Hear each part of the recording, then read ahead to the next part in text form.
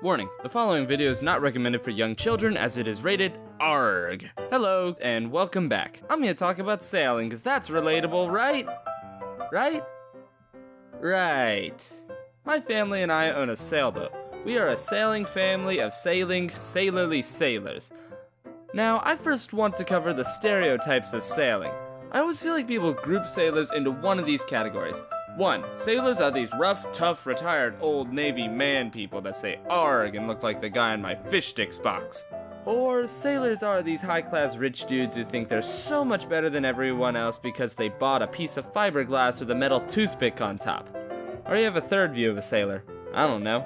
And if you thought one of those, then no. I don't know exactly how to describe a sailor because look at me. The same guy who goes out and lives by the code of the sea for a week also sits behind a computer and draws cartoons in the dark. Moving on, our family owned 2 boats over the years, and the first boat we owned was an old boat. But it was fun because this is where I learned the ropes of sailing.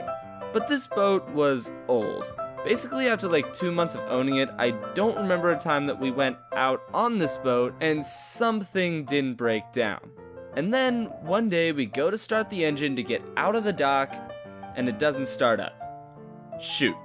At least we weren't out on the water, though, but the motor was fried, and we had no idea what had gone wrong. And that's what we worked on for the next 2 years. Fun.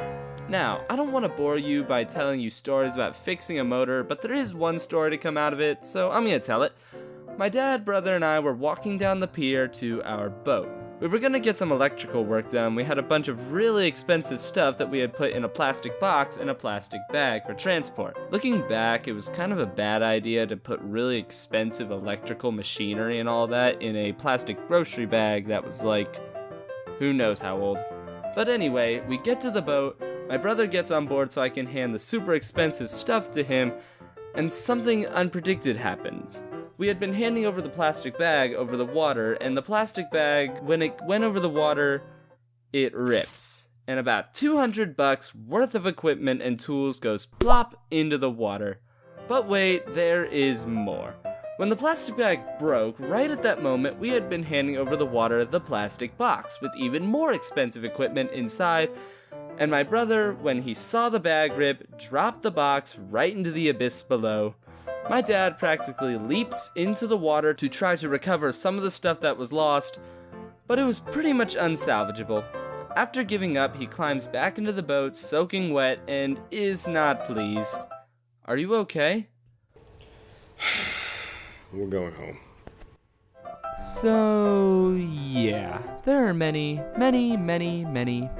more stories to come out of the sailboat and her crew, us. But life hit you hard, school hit you harder, and I'm setting more mental deadlines in my head than is probably healthy, so sequels. Thank God for sequels. Maybe not the very next video, but it's on the list. Thank you very much for watching, and yeet.